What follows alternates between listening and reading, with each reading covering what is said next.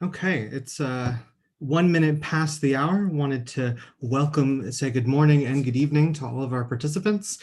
This is our third session of Windward's Executive Education Program. As a quick recap for those that are new, this is our first ever Windward series on sanction compliance in the shipping industry. We've been privileged to have with us experts from London, DC, and Hong Kong, representing partners at Blank Rome, Ince, Reed Smith, and Steptoe Johnson. Together, they have over 100 of years of experience in this ever-changing arena. We're certainly grateful that they can share our valuable time with our audience, and we're glad to bring this program to you complimentary. Speaking of audience, over the past two of our sessions and now onto the third, we've had over 1,100 executives and analysts from over 466 unique companies within our first two sessions, representing over 70 countries and 6 continents worldwide, certainly ranging across the marine ecosystem involved from shipping, traders, finance, insurance, and the maritime authorities. We certainly understand that this compliance issue is further than beyond managing risk for our business, and we want to ensure that this enables people and our partners to do business. As a quick introduction, my name is Eli Ginsberg. I'm calling you from our New York office as our America's Commercial Director, and I'll be hosting this session for you and, of course, answering and helping consist with your questions. As a quick reminder, this is the third session of a 3-part program. By attending all 3 sessions, you'll be able to gain a complete view of the challenges and tools that are available to you in this current market. If you have missed some of the previous sessions, the recordings are available to you in the emails that confirmed your participation today. Just a few quick words on Windward for those of you that are new to the Windward's company. Our vision is to help digitalize the maritime ecosystem, certainly with over 10 years of experience on 4 continents, using 300 different AI models. We're using business to make future forward decisions, with our largest partners, of course, being those listed below, and continuing further with Windward clients representing over 75% of the world's fleet in the insurance market. Recent organizations expanding into the maritime risks, such as banks and oil companies, are now joining into the Windward platform to elevate their compliance and reduce their risk exposure. Of course, when it comes to managing risk, it's really about the partners we work with. Other than the 2 gentlemen we have on the line with us today, you can see we've been trusted by a number of government agencies and as well as major media institutions worldwide, as well as an ISO standardification. This education program is a way of contributing further into the maritime ecosystem as we try to raise the standards of transparency and accountability worldwide. So this morning and this evening, for those folks in the East Coast, we are very privileged to welcome with us Julian Clark from Ince, a senior partner, and Matthew Thomas, the co-chair of Blank Rome's maritime industry team based out of DC. Over the next hour, they'll be covering what to do when things go wrong, overcoming these obstacles and the challenges ahead of us, as well as handling the investigations and designations that we've seen in the past few months and years. This session, of course, builds on the previous sessions. If you do have questions, please send your questions in by clicking on the Q&A button at the bottom of your screen. For the interest of privacy, we won't really reveal your names unless specifically stated to do so, unless, of course, you indicate. We'll try to get through all of the questions towards the end and be happy to take questions directly to our friends after the presentation. And now we're going to start on briefly introducing our 2 speakers. Gentlemen.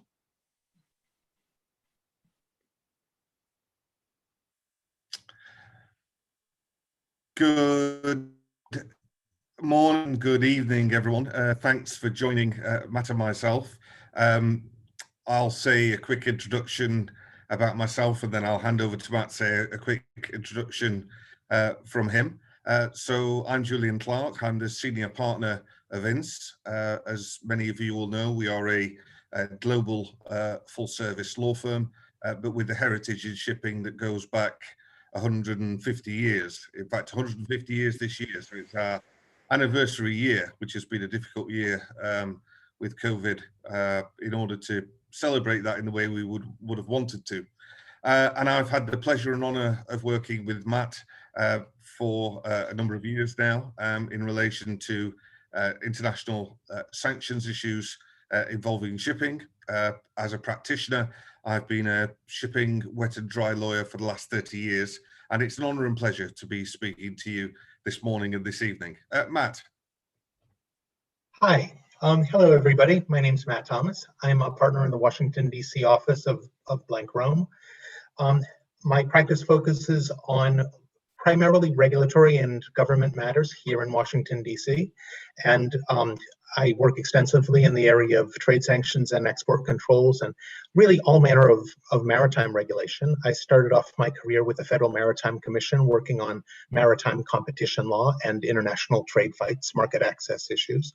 And over a 25-year career here, I have worked on a broad range of shipping, transportation, energy, and other related issues for clients around the world. Thanks, Matt. So what we're going to speak to you about this morning, this evening, on this third in the series of seminars for Windward, is what takes place once a sanctions incident happens. So we've heard in the first two sessions the backgrounds and the build up to this and some things about avoidance, but what actually happens if a sanctions incident takes place. And let's start off by giving you a scenario so that we've got something to hang this hat on, if you like. So it's 3 o'clock in the afternoon at Athens time, and the operations manager of a Greek-based fleet. It's a fleet that operates both bulkers, container ships and tanker ships. And they're owned and operated under SPVs, but managed in Greece through the same office. And what happens at 3 o'clock is the ops manager is contacted by the master of one of the tanker vessels, the motor vessel Grizzly, motor tanker Grizzly. And he advises the ops manager that the vessel's just been intercepted by a French frigate. The tanker had just bunkered off Greece and was en route to destination where she was intercepted. The frigate advises the master that they've been advised to detain the vessel due to an alleged breach of sanctions in relation to the cargo laden on board. The vessel is being escorted now back to the Greek port or back into the Greek anchorage. About 30 minutes after that, the owners, the managers and the operators are advised that 8 vessels in their fleet have been placed on the United States SDN list. And also the sanctions list that's now operated by the Office of Financial Sanctions Implication of Her Majesty's Treasury, OFSI, in the United Kingdom. Now, meanwhile, the tankers reached Greek waters, but have been advised by the Greek authorities that she's not allowed to stay at the anchorage or berth at any Greek port. And that, again, is due to alleged sanctions contravention. And then what follows over the course of the next few hours are a series of contacts from suppliers saying that they're unable to deal with the company, and a notification that comes in from the owners' 3 P&I clubs. They have 3 P&I clubs and 2 hull and machinery underwriters, and all 5 of them contact the owners and managers via the brokers, saying that they're being forced to restrict ability to provide services or assistance due to sanctions breaches. And about this time, the owners start getting contacted by their banks and other financial institutions, both raising questions as to what's happening and giving notification that they are not able to deal openly with their client anymore. The owners are completely unaware at this stage as to how or why their vessels have been placed on the SDN and OFSI lists. So what happens next? And Eli, we'll move on to the next slide, please. Sorry, go back. I'm sorry, I jumped too early. So the above scenario may seem a far-fetched, exaggerated, and fictional position. However, I can tell you that each and every one of the issues which were identified in that scenario are ones that both Matt Thomas and myself have experienced in actual cases. The French frigate example actually comes from a sanctions case involving sanctions against Syria. And that actually took place in circumstances where the frigate intercepted the vessel at a time where there was no notification either owners or indeed on the international sanctions lists that there were active sanctions in place against Syria. That notification came out 3 hours later, in fact, after we were involved in the case. And it would appear that the NATO naval forces had been advised to intercept and take steps against vessels before the notification was made internationally. That's an extreme example, but it's one that did happen. The key lesson learned, which we will identify and discuss during the course of this webinar, is that sanctions cases are far more akin to casualty incidents or piracy incidents than they are legal disputes. And I think that's an important point to bear in mind. This is about crisis management. It's not simply a matter of reviewing the contracts and considering exactly what the sanctions implication may be. The work required goes far wider than that. There's a need to immediately control all social media, for example, and that's social media not just from the company, but from the personnel of the company and indeed from the crews on board the vessels. There's a need to liaise and manage all external PR, and it's very important to have access to all the information. The messaging that the company gives can be crucial in relation to making an application to have a vessel or an individual or an owner removed from the OFSI and SDN lists. And that means that that correct message needs to go to the crew, the crew's families, the personnel of the company, the charterers with whom the company is working, their banks, their underwriters, their suppliers, and that list just goes on and on. And it's important to state that the most innocent of statements can be absolutely fatal in relation to moving to a position where a vessel, individual or company is removed from the lists. All the players in the team need to play their part, and that extends to flag state, banks, port state, and the underwriters.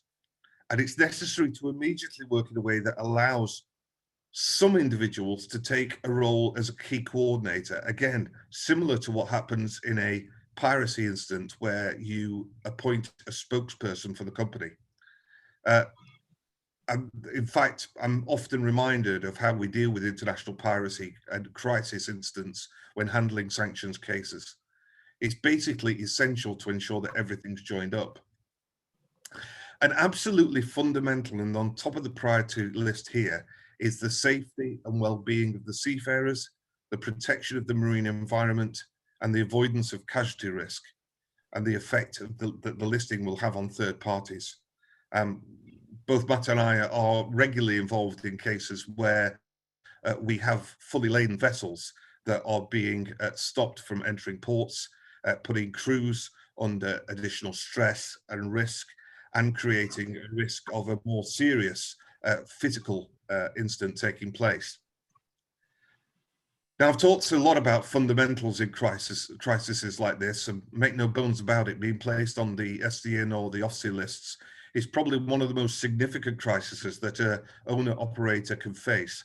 I would rank that alongside a casualty incident, a piracy incident, or indeed a cyber attack.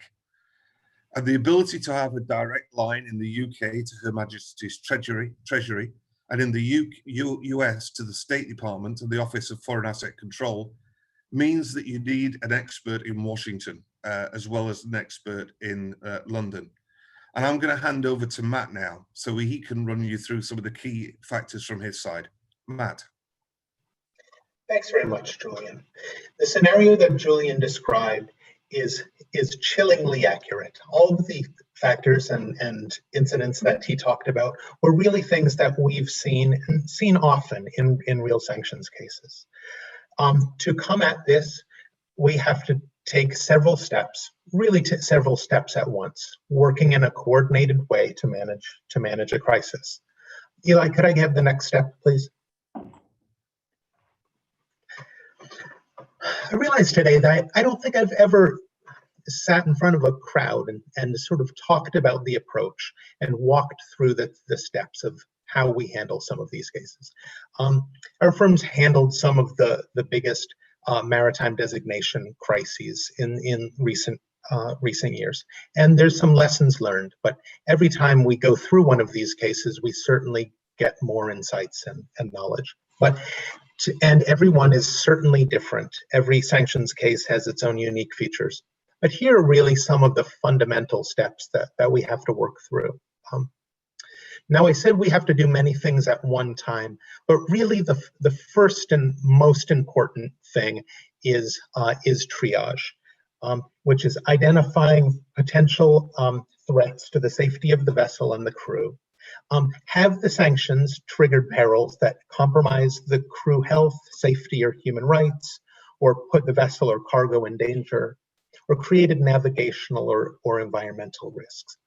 Some examples of this that we've seen are vessels that are turned away from safe ports when fully laden and may be confronting weather or other hazards, or vessels that are low on bunkers, running out of fuel. We've seen vessels that have lost all but backup power and had the crews left without air conditioning or adequate supplies.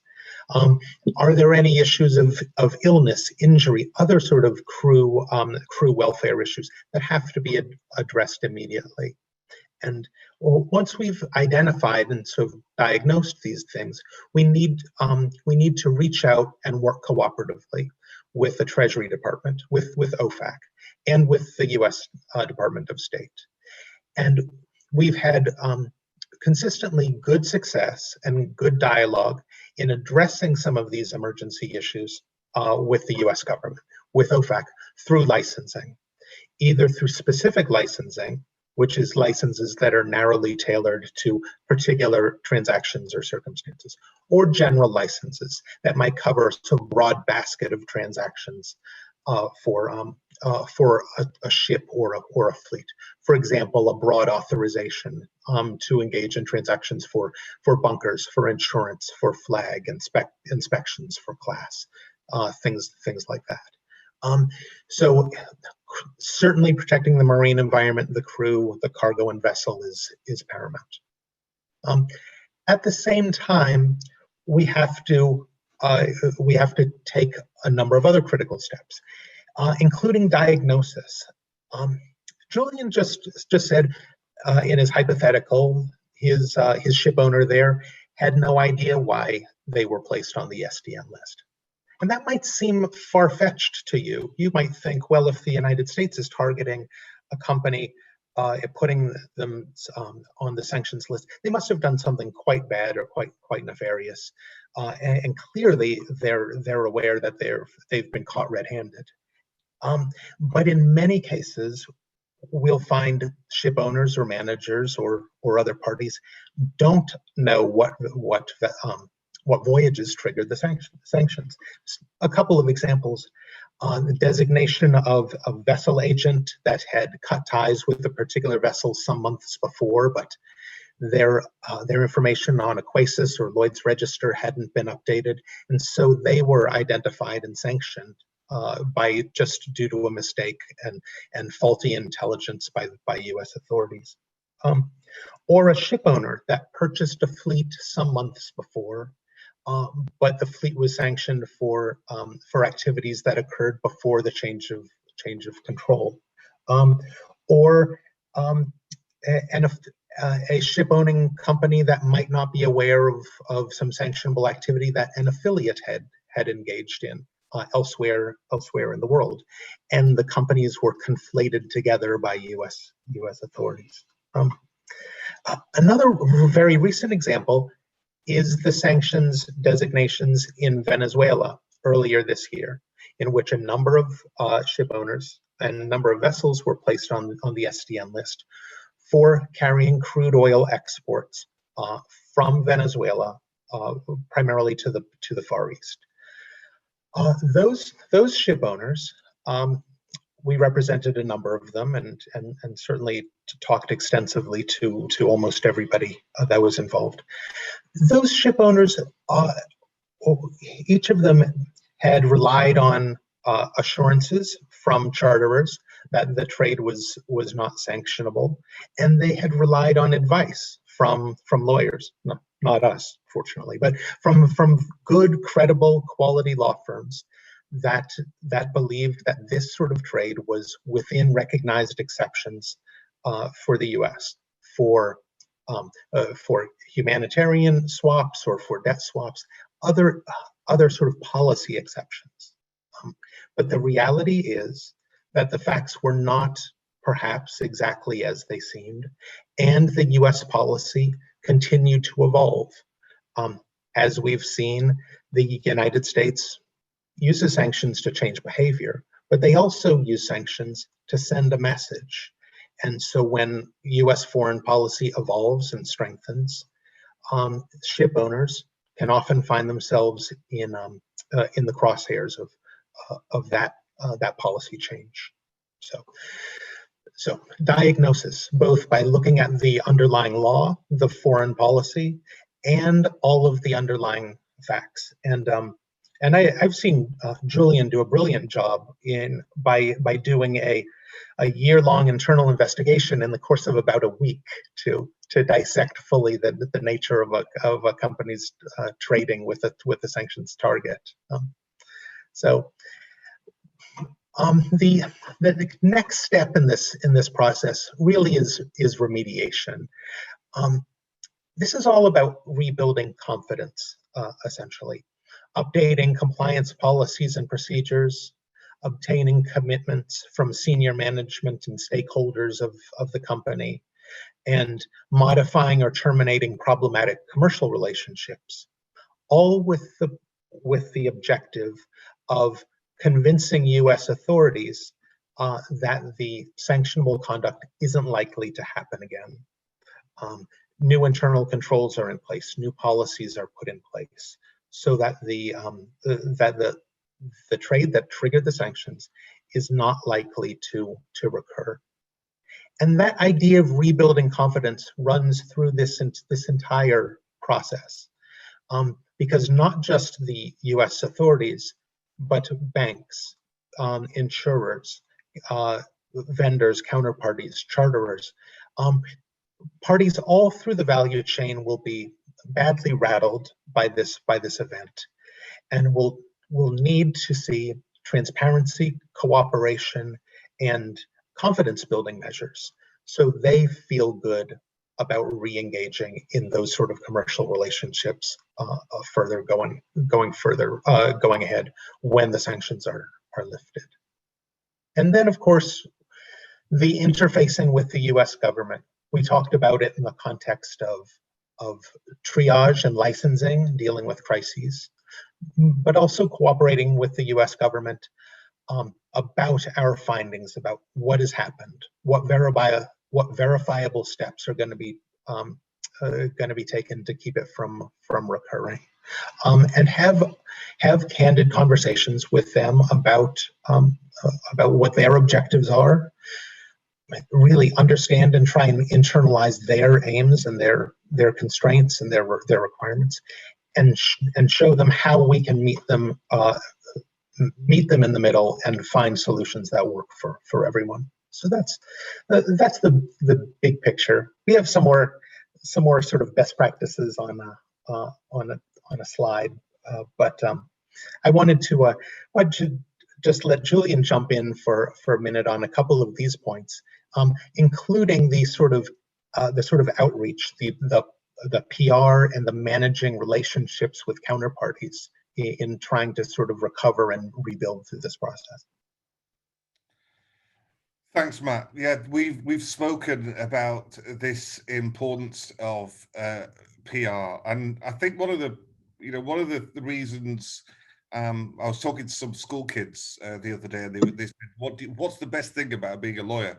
And for me, one of the best things about being a shipping lawyer is you never stop learning. 30 years in the job, and every day I'll get something that I think, "Wow, I haven't thought about that before."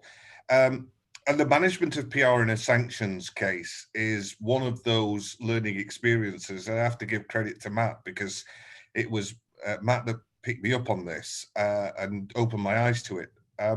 lawyers are good at drafting. It's what we do, and what we do a lot of is ghostwriting and making sure that the messaging is correct. And I remember in one of the cases that Matt and I handled, I was writing a explanation about why an owner that was an innocent owner, they had traded with Venezuela, but they traded with Venezuela under a long-term time charter contract with a Cuban charterer at a time when Venezuela weren't on the sanctions list. As Matt has said, there was a change in US policy and suddenly they found themselves listed. And I was drafting a press release to explain, how the owners were innocent and they wanted to help and they wanted to work with OFAC to get themselves delisted. And it was Matt that came to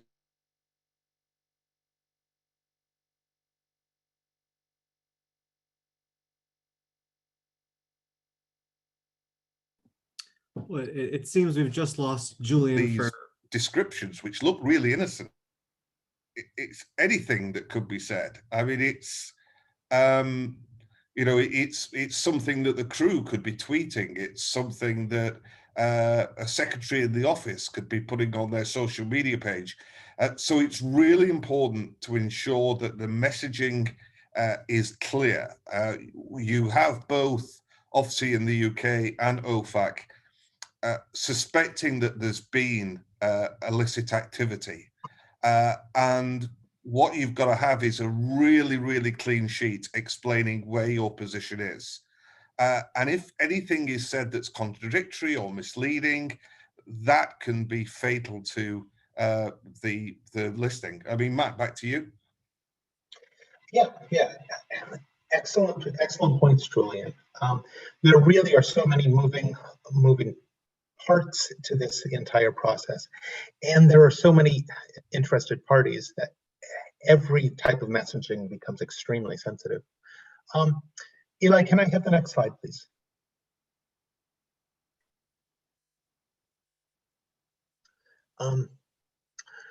And before I jump into this, I just have to compliment the earlier presenters in the last two sessions. Lee and Alex and Nick did a great job really talking about compliance considerations and building a compliance program. And in this process of tackling a sanctions crisis, you really have to take the lessons that they communicated over the last two sessions and implement it with blinding speed, really to go from a regular compliance plan to really a best-in-class sort of compliance plan in no time at all, to really try to show the U.S. government that steps have been taken. So those earlier sessions I thought were interesting, but really helpful for this context too. Other sort of key considerations in dealing with this process. As Julian laid out in his scenario, a sanctioned vessel or a sanctioned ship owner is often treated as a pariah, as if they were radioactive suddenly, where their charterers, receivers, ports, potentially insurers, others certainly banks don't want to deal with those targets at all. And so what we need to do in this process is to try to gently reach out to and coordinate with as many of those parties as possible. And part of how we do that is communicating with their legal teams. Many of these parties will have some legal representation in Washington, will have some sanctions expertise. It is a fairly small community, and so we will reach out and try to liaise with them, or liaise with their counsel or contacts kind of around the globe, and trying to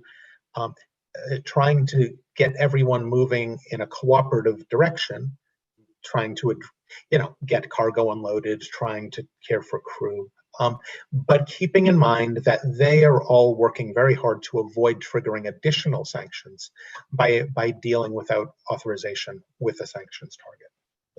that is a process that has to be done carefully and gently.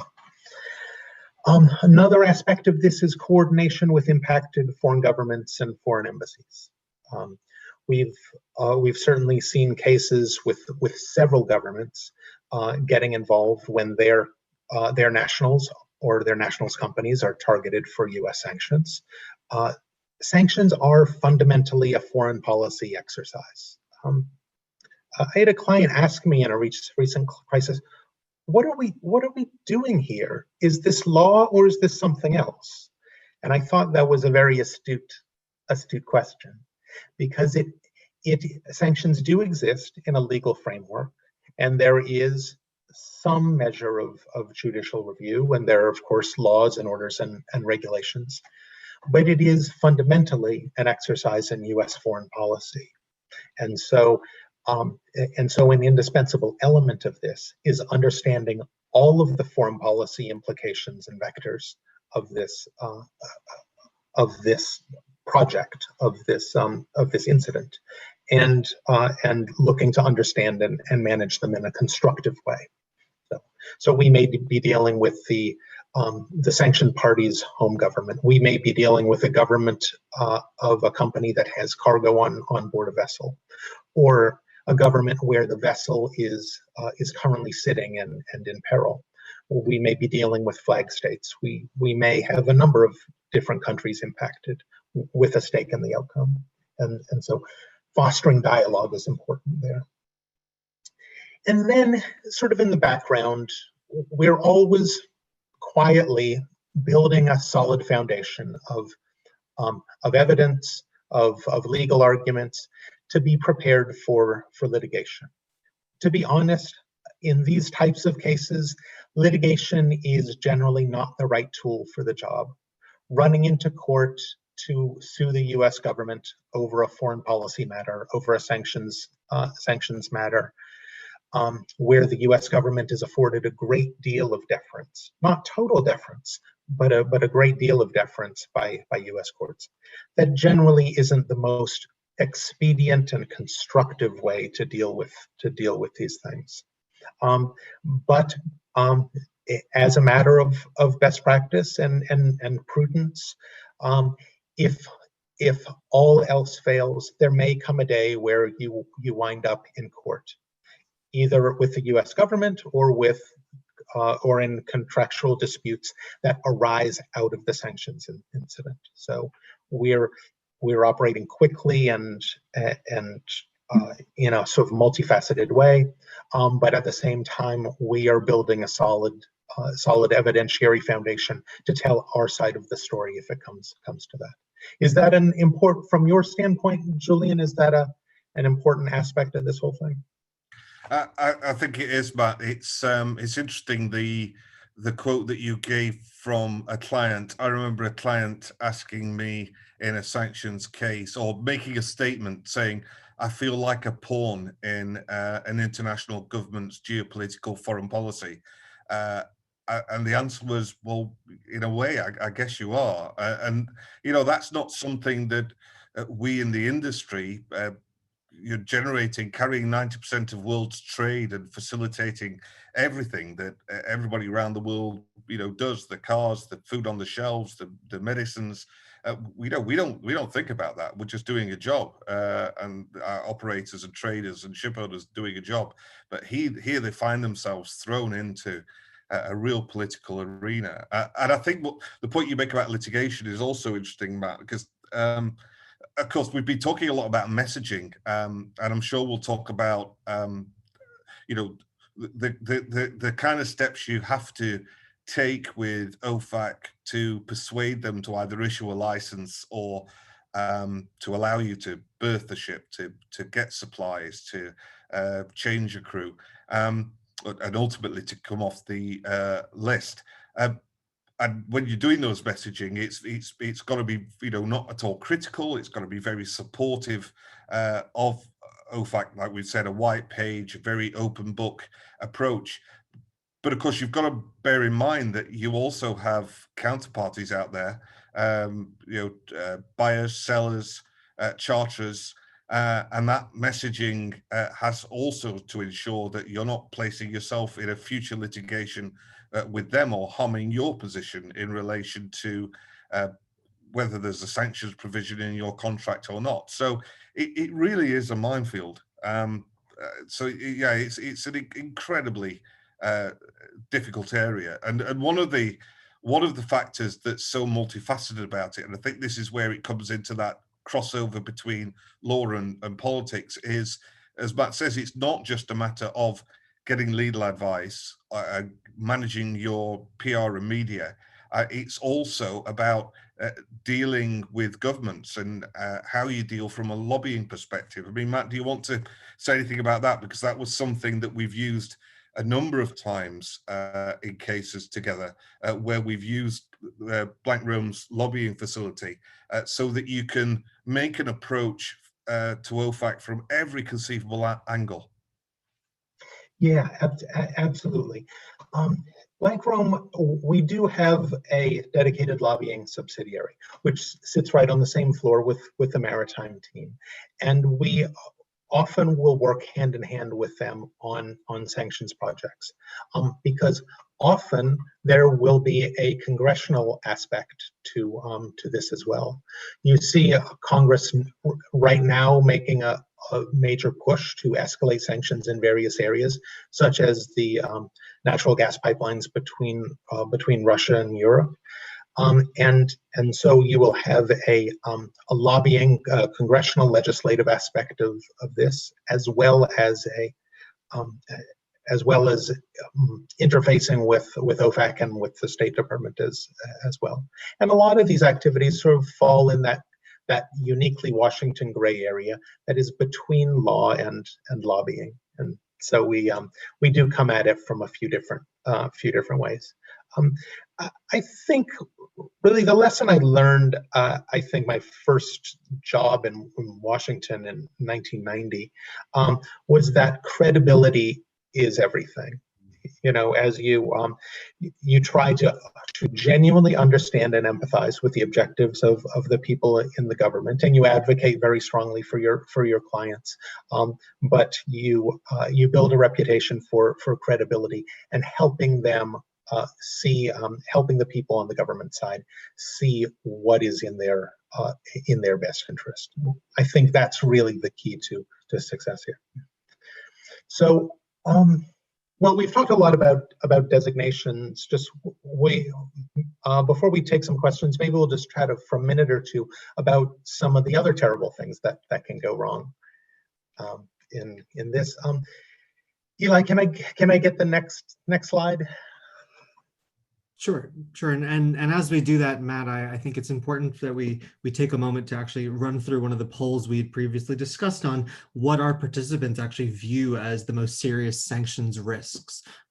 Certainly as we talk about the continued outcomes of these different sanction regimes that we're dealing with, certainly worldwide, and the situation in our current government, the United States, I think it's always curious to hear what our counterparties are looking at. So as Matt continues on, I'm going to launch the first poll. Participants, the poll will be open for about 2 minutes, and looking forward to seeing your responses.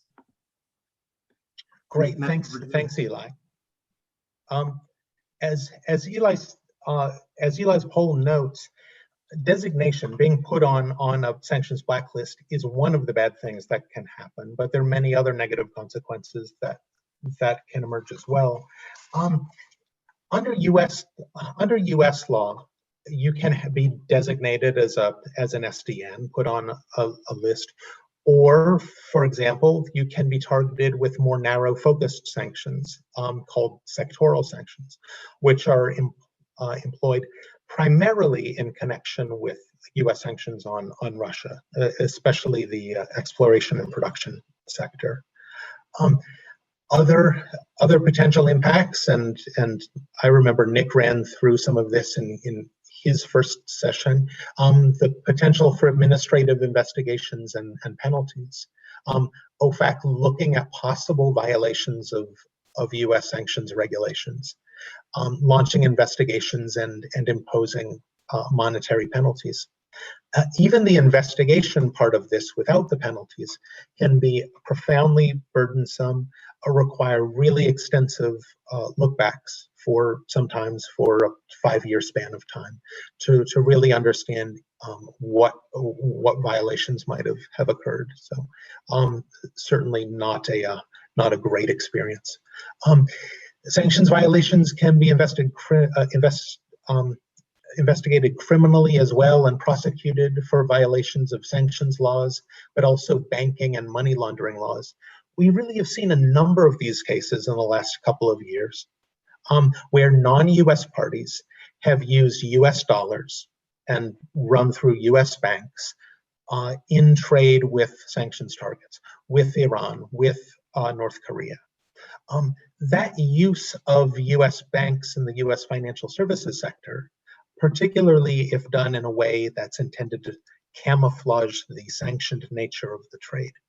Those sorts of things can be criminal violations of US banking laws and can trigger criminal investigation and prosecutions.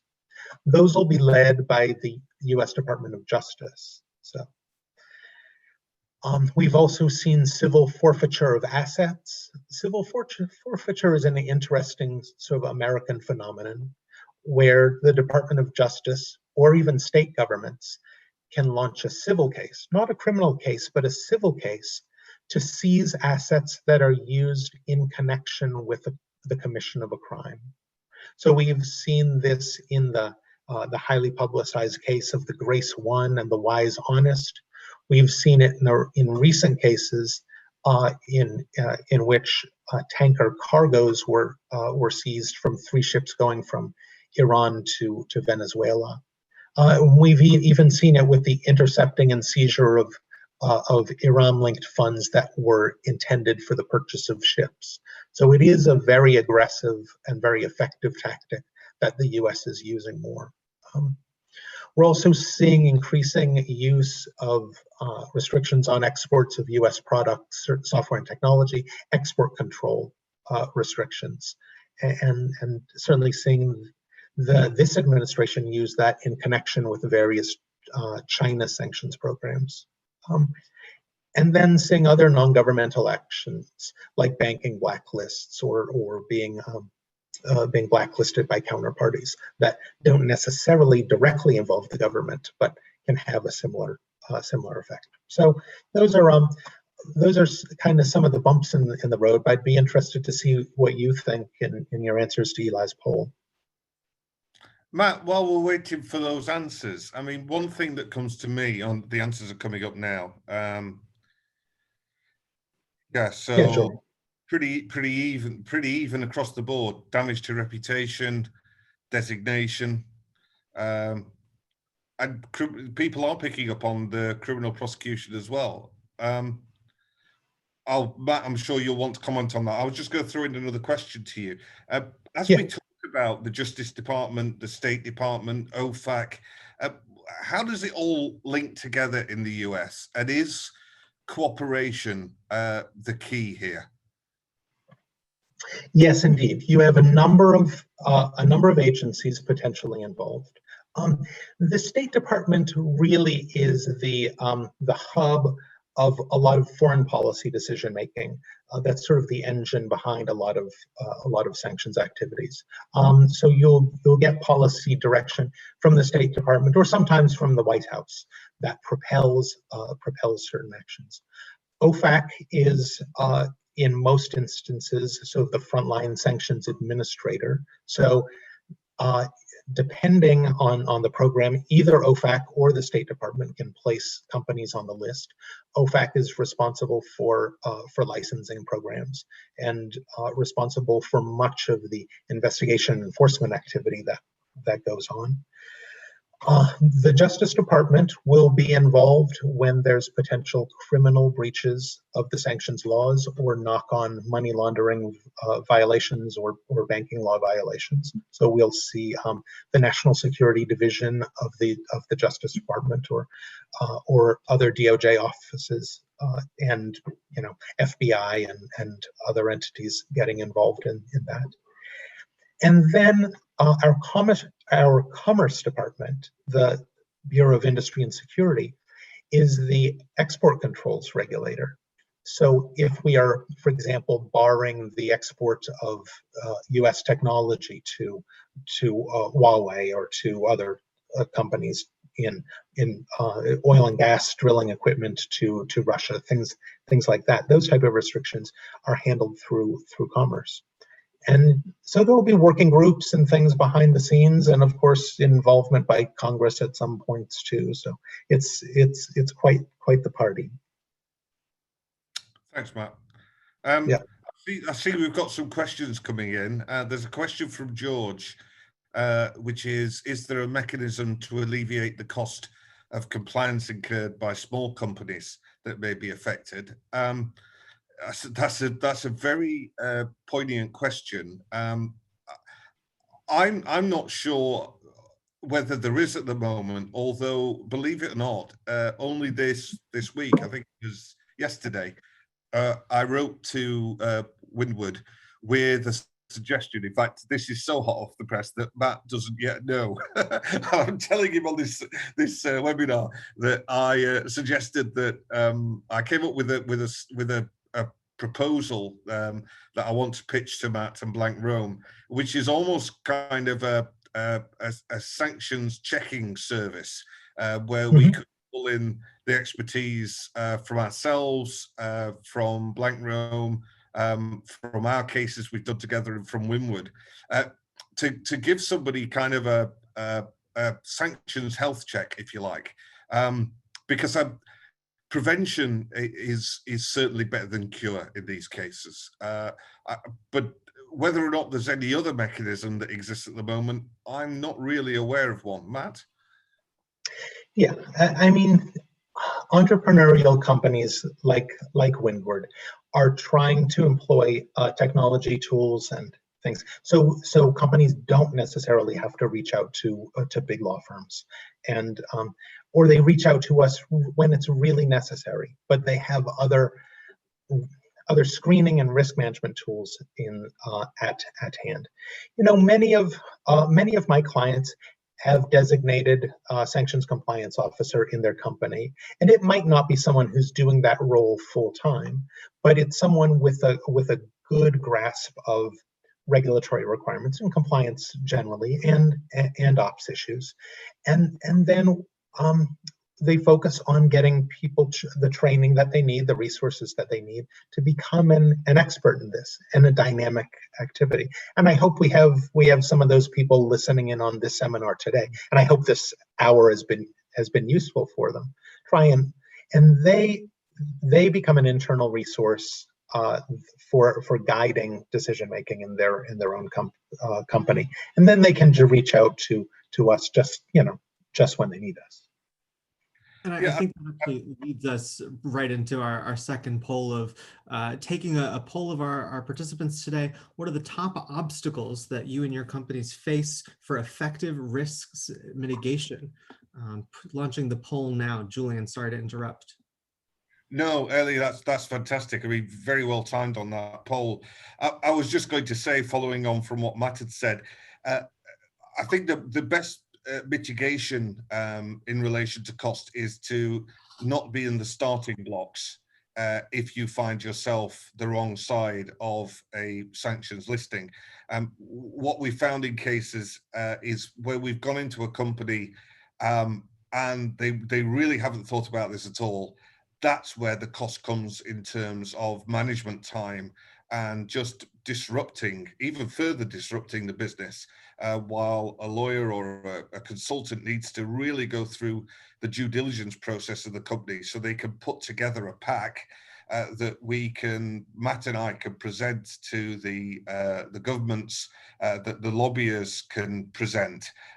So if you've already got a lot of that pack, a lot of that preparation in place, it just speeds up the process. It'll cut the cost for you, and it means that you're starting the race halfway around the track. Yeah, very good point, Julian.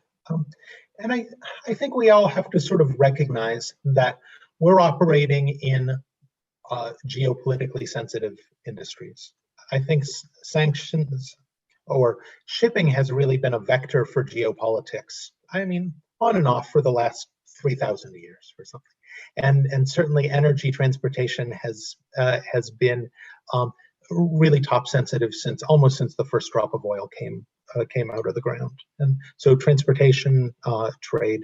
So so awareness of foreign policy, of what are the emerging kind of hotspots, what are the foreign policy objectives of the United States, of China, of the European Union, and Russia, and then thinking about those in context of, well, how can this introduce risk to my company? Because other big macro things like climate change, cybercrime, things. Really, foreign policy risks are something that we all just have to live with and think about how to manage. Matt, that leads in very well to another question that's come up in the Q&A, which is human rights. One of the participants has asked, what happens when a vessel picks up a shipwrecked individual from a sanctioned country like Syria, and how do you differentiate human rights from crime and indeed from sanctions application? I mean, personally speaking, I don't think you'd face any issue merely because you pick up a shipwrecked victim. I suppose unless that shipwrecked victim happens to be individually on the SDN list, which would be an interesting case I don't think any of us have had yet. But there certainly is a huge interplay between sanctions and human rights, and that's when we come to the crews. I mean, we have a situation at the moment, as many on this webinar will know, in excess of 400,000 seamen effectively imprisoned on board vessels at the moment. And because of COVID-19 and the inability to crew change and get into port. And again, one of the most disturbing things that Matt and I have dealt with, and Matt alluded to this earlier, is where you have fully laden vessels which are, running out of fuel and running out of supplies. We've had vessels where there has been no supplies left on board the vessel, and they're literally down to the last couple of liters of fresh water. And when you're speaking to suppliers, let alone government restrictions or port restrictions or the inability to get a vessel into an anchorage, you have suppliers say, look, our hands are tied. We can't deal with you. We can't be seen to supply services to you when that could be a breach of sanctions. I mean, that's probably one of the most stressful issues, obviously, for the operators and the crew. Also for you and I, Matt, hasn't it been? Absolutely, and I'm so glad you made the points so well, Julian, because really with trade sanctions and with COVID, the most troubling aspect of this for the maritime sector is its impact on seafarer welfare, and the inability to repatriate crew, the challenges in providing adequate supplies and care for crew. And so when you put the COVID issues and the sanctions issues together, it obviously is extremely challenging. I will say, in my discussions through several sanctions cases with OFAC and the State Department, there is a very significant appreciation for and concern about the welfare of seafarers. We certainly have been banging on about it for years, and people there really have heard us and thought about it. And I know even at a very, very senior level in Treasury, we've heard that for them as well as us, when looking at licensing issues, a priority is going to be given to doing what they can to try and make sure that seafarers are cared for. So that's a heartening thing that I've heard from them. Fantastic. Yeah, certainly at the top of our minds and in our hearts these days, as we hear about more and more stories that come across the trade publications. Just wanted to let everyone know we've stopped the poll for the second poll and wanted to share some of the interesting results. So again, what are the top obstacles to effective risk sanctions mitigations? Gentlemen, any comments here? It seems pretty split. I can't see the results on my screen, Julian. So somebody, I'm dying of suspense here. Let me know how it looks.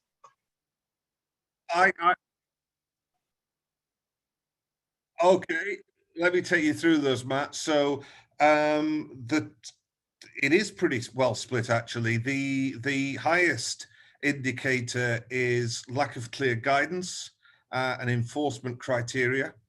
And then there's lack of resources and counterparties with insufficient controls as the next two. And then swiftly changing standards, followed by pressure business to move fast and cut corners, and then weak adherence to policies and processes, and then at the bottom of the list, but actually very close, the spread is between 47% and 13%, is false positives at 13%. But I mean, I would say about all of those issues, lack of clear guidance, swiftly changing standards, the insufficient control that counterparties have, pressures on business. Yeah, they are indeed all factors. I mean, one of the things that is, and this is why the relationship you have to build with OFSI in the UK and OFAC is one of transparency and cooperation, because the questions that are being asked from a geopolitical point of view by OFAC and OFSI may to an owner operator seem insane. So we for example were asked on a case where the owner we were representing was in a time charter contract, and we were being asked to disclose information about the sales contracts. Well, obviously we don't have those, and anybody that's an owner or an operator would know that in a time charter situation, the owner is not going to have access to the underlying sales contracts down the line. But you know, it's a reasonable question for a government department that are trying to apply an international sanctions regime. So you need to be there to address those issues, even though often you have insufficient control. I mean, Matt? Absolutely, we've seen the same thing. I mean, one of the things that makes shipping so fabulous is that it really is a chain built of several parties all playing their part, and it has worked this way for decades and for centuries. But that means that there is not perfect visibility up and down the chain, and sometimes you don't know what perils are hiding just around the corner. And the changing standards, of course, if you're a government official, you realize that sanctions are only effective in communicating foreign policy goals and objectives if they're being turned up or being turned down, if they're being amended and changed and things. So for the companies that need to comply with this, nothing ever stays still. It's maddeningly dynamic, and I certainly understand and sympathize with the challenges that parties that are just trying to do business are facing here.